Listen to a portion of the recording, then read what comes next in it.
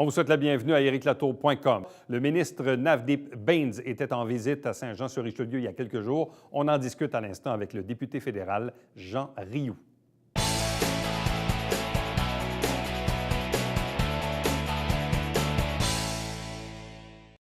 Le ministre fédéral de l'Innovation, des Sciences et du Développement économique, Navdeep Bains, était de passage la semaine dernière à Saint-Jean-sur-Richelieu, au Collège militaire royal de Saint-Jean, pour rencontrer, entre autres, des gens d'affaires, des gens de la communauté. Avec nous pour discuter de cette visite quand même fort importante, le député fédéral de Saint-Jean, Jean Rioux. Bonsoir et bienvenue. Bonsoir. Évidemment, quand on fait venir un ministre, il y a toujours une certaine forme de logistique, de coordination. Des fois, c'est un petit peu compliqué. Il faut créer l'événement et tout ça. Mais en même temps, on parle d'innovation, de sciences, de développement économique, ce qui est cher, évidemment, à la région ici. Expliquez-nous peut-être un peu les circonstances qui ont fait en sorte que vous avez réussi à amener le ministre Bains ici, dans le comté de Saint-Jean. Bon, principalement, il y avait un dossier avec lequel le caucus du Québec entretenait régulièrement le ministre. C'est le financement des CAE, des centres d'aide aux entreprises. Et on avait aussi un autre dossier important dans la région qui était le développement d'une grappe de la défense.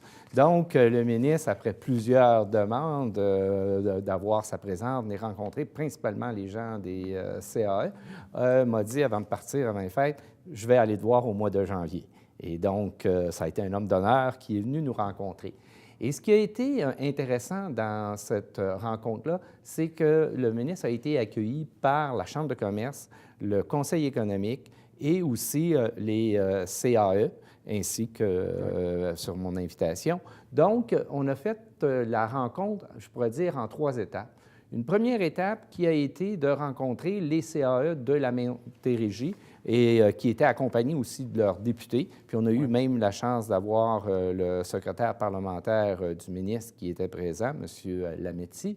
Donc, ils ont pu s'entretenir et expliquer comment ces centres-là favorisent l'innovation et le démarrage de nouvelles entreprises. Sauf que ils ont été bien financés. Depuis 3 ans, on leur a accordé un montant de presque, c'est un demi-million ici, juste pour celui de Saint-Jean. Mais c'est au niveau de la capitalisation. Les CAE ont été très dynamiques. Exemple, développement, les 3 incubateurs qui ont été construits, 2 à Iberville, 1 à l'aéroport. On a un centre d'innovation aussi à l'incubateur à l'aéroport. On fait du mentorat, du tutorat. Donc, beaucoup d'activités qu'ils font. Donc, il manque de fonds pour aider le démarrage de nouvelles entreprises. Donc, ils ont pu témoigner au ministre de l'importance de cet outil de développement à l'ensemble du Canada. Des centres d'aide aux entreprises. Donc, je pense que le ministre a pris le temps de se déplacer en sachant que c'était l'une de nos principales préoccupations. L'autre dossier où il a rencontré le Conseil économique, c'est que dans la région, on sait qu'on est une ville garnison. Nous avons le collège militaire et nouvellement avec la formation universitaire qui revient, on a la garnison et en plus de ça, une quinzaine d'entreprises de la défense. Et on veut être le centre de développement au Québec de l'industrie de la défense et de la sécurité. Donc, on l'a sensibilisé à ce dossier-là pour nous accompagner dans cette démarche-là. Parce qu'on sait que présentement, on est dans un momentum très intéressant. Dans un premier temps, on a eu une nouvelle politique de la défense. Et dans cette politique-là, on annonce 1,6 milliard en innovation pour les 20 prochaines années. Et si vous me permettez, vous expliquer un peu comment ça va fonctionner, parce que ça va expliquer aussi l'ensemble de la stratégie du ministre de l'Innovation. Parce qu'elle se décline aussi à l'ensemble du pays, parce que certains pourraient y voir l'innovation au sens très large, au sens fédéral, mais c'est provincial, c'est local, c'est régional, donc ça descend un peu partout. Et ce que le ministre disait, c'est qu'autant ici qu'ailleurs, il va y avoir des impacts de ces investissements en innovation. Exact. Ça fait partie de notre plan. L'exemple que je veux vous présenter, c'est que si on se retrouve à avoir... L'armée a besoin d'un produit. Un produit qui n'existe pas. Elle demande à 3 entreprises, elle demande à des entreprises de présenter des projets, en choisit 3, et à ce moment-là, vont être subventionnés pour créer ce produit-là. Celui qui va être choisi règle générale, va avoir la chance d'être homologué par l'OTAN pour être vendu dans 28 pays. Et c'est ça qu'on veut faire, le ministre, à l'ensemble de l'innovation, à l'ensemble du pays. On sait que notre économie va bien. On a créé 700 000 emplois depuis notre élection. Taux de chômage du jamais vu à 5,7 depuis que Statistique Canada existe. On l'a fait en stimulant la consommation. On l'a fait avec un programme d'infrastructure de 180 milliards de dollars pour les 10 prochaines années. Et la troisième étape, c'est évidemment l'innovation. Et dans l'innovation, le ministre a parlé du grand projet, les super grappes. Bon, et ça, il faut l'expliquer un peu parce que parfois, les gens vont peut-être même se remémorer l'époque de Gérald Tremblay, qui était ministre du gouvernement Bourassa à l'époque. On parlait des grappes, les grappes industrielles et tout ça. Donc, c'est comme un concept un peu. Mais comment on peut l'expliquer pour que les gens comprennent bien qu'est-ce que c'est un super cluster en anglais, donc une super grappe, une grappe? C'est quoi l'impact dans une communauté comme la nôtre? Ça se découle comment? Bon, une super grappe, c'est de réunir ensemble l'entreprise privée, l'entreprise publique et le secteur éducatif, donc qui travaillent ensemble. Dans le cas des super grappes, il y a eu des appels d'offres. Il y a un certain nombre qui ont appliqué. Il y en a 9 qui ont été retenus et il y en a 5 qui vont être choisis. Présentement, dans les 9, il y a 2 super grappes qui viennent du Québec.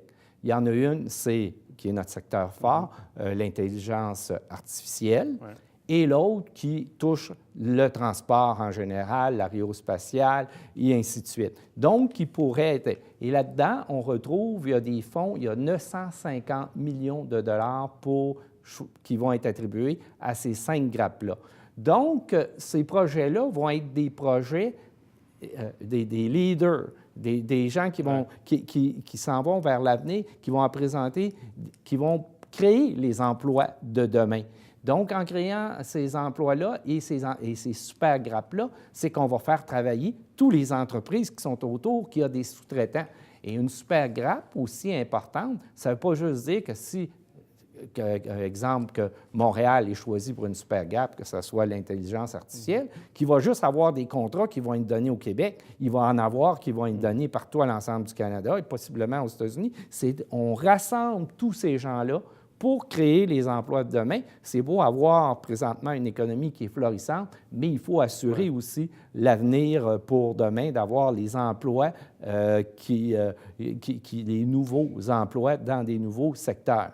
Bon, on parle d'innovation. Le ministre également est porteur du dossier des sciences, mais aussi du développement économique au sens large. On prend une région comme la nôtre. D'ailleurs, l'événement était aussi en collaboration avec Chambre de commerce, Conseil économique, les centres d'aide aux entreprises. Donc, tous des acteurs importants dans la communauté. Je sais que la mode est beaucoup au guichet unique. Hein? On en parle, de voir comment quelqu'un qui a une bonne idée, qui désire investir, parfois on ne sait pas trop à quelle porte on doit cogner. Est-ce que je m'en vais au Conseil économique? Est-ce que je m'en vais au CAE? Est-ce que je m'en vais à la BDC pour aller chercher du financement? Est-ce que je m'en vais dans une institution bancaire type régulière pour aller chercher du financement? Mais là, je n'aurai peut-être pas de financement à risque non plus. Bref, et donc les gens qui ont des bonnes idées, qu'on soit dans l'innovation ou même dans le développement économique au sens large, une région comme la nôtre, comment doit-elle fonctionner? Comment le gouvernement fédéral peut-il intervenir pour aider ces entreprises? Là-dessus, je pense qu'il y a eu un bon travail qui a été fait dans la région où les portes d'entrée sont assez claires.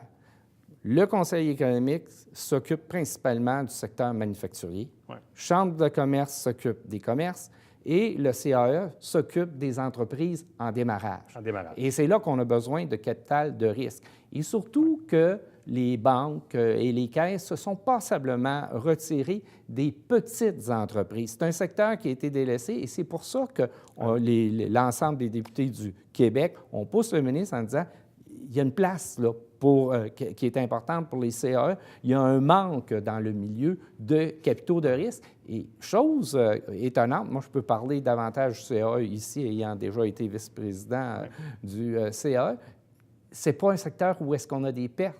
C'est un secteur qui est dynamique. On pourrait penser que, vu que c'est du capital de risque, que le risque pour l'entreprise qui prête est élevé, mais on avait des bons rendements à travers ça. C'est sûr que souvent, des fois, les taux sont un peu plus élevés et ça balance et que ça permet finalement de pouvoir reprêter cet argent-là. Donc, on pense que c'est un outil important qu'on a besoin où est-ce que le fédéral a un rôle à jouer.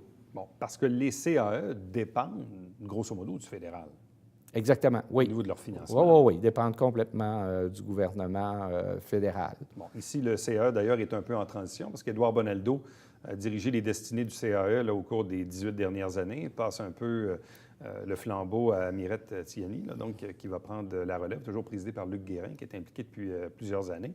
Et donc, toujours ce projet d'incubateur aussi à l'aéroport et projet de développement pour le CAE. Mais revenons aussi au secteur de la défense, parce qu'il est évidemment omniprésent dans la région. Et là aussi, comme vous l'avez dit, l'innovation peut être au service de la Défense nationale. Vous êtes aussi secrétaire parlementaire du ministère de la Défense nationale. Donc, il y a aussi un lien intéressant entre l'innovation, le développement économique et le monde de la défense. Exactement. On a, je pense, moi j'appelle une locomotive dans la région qui s'appelle Rheinmetall, qui est une des grandes entreprises de défense et la 20e en importance au monde. Donc, je pense que leur leadership peut amener à faire finalement, parce que c'est quoi un cluster? C'est que les gens travaillent ensemble, échangent, sous-traitent ensemble, mais il faut qu'il y ait des projets comme une locomotive en avant, et on l'a, celle-là. Et c'est reconnu aussi par le gouvernement provincial. Donc, tout semble être mis sur la table pour que le Haut-Richelieu et la Montérégie puissent devenir finalement la locomotive au niveau de l'industrie de la défense au Québec. Donc, je pense que la région travaille dans ce sens-là, et c'était le message qu'on voulait donner très clairement au ministre Bain lors de sa venue. Mais je présume même dans la tête du ministre, bon, vous avez beau le côtoyer à Ottawa ou une fois de temps en temps lui donner quelques trucs là, intéressants, mais le fait de venir ici, de rencontrer, de mieux comprendre, je suis profondément convaincu que le ministre qui retourne ensuite à Ottawa, quand vous lui parlez de Saint-Jean, vous lui parlez du Haut-Richelieu, de la défense, de la base, du collège, il y a comme il doit avoir une meilleure compréhension du secteur. Là. Et en voit l'importance. Il y a une meilleure compréhension parce que les gens du CA ont pris le temps de lui expliquer. Après ça, le Conseil économique a parlé de l'importance de la défense. Et quand il voit toute une région qui travaille dans la même direction, et il faut dire qu'il y avait aussi, comme je disais, plusieurs députés qui étaient là. En fait, il y avait 3 secrétaires parlementaires, des députés qui étaient là, puis 150 personnes du milieu des affaires qui sont là puis qui disent, regardez, dans notre région. Puis le ministre, à un moment donné, m'a dit, tu as juste 2 projets que tu veux me présenter? J'ai dit oui. On a fait un consensus dans la région. On veut avoir de la capitalisation pour le CAE, puis on veut développer notre grappe de la défense et de sécurité. Quand tu arrives avec un message clair au ministre, déjà, on l'avait sensibilisé à Ottawa, puis ils sont dit ça, puis regarde, le monde qui sont ici, là, ils sont venus pour ces 2 projets-là dans le Haut-Richelieu. Donc, quand on a, je pense que ça, c'est un impact qui est important et il faut dire qu'aussi, le ministre des Finances était venu avant les fêtes et avait rencontré la Chambre de commerce et c'était le message principal, les 2 messages qu'on avait donnés au ministre des Finances parce que, surtout pour les CAE, parce qu'il y a un budget qui s'en vient et on souhaite fortement. Et là-dessus, il faut dire qu'il y a un consensus du caucus du Québec, mais des autres caucus à l'ensemble du Canada, d'avoir un plus grand financement pour les centres d'aide aux entreprises. Jean Rioux, merci beaucoup. Ça m'a fait plaisir.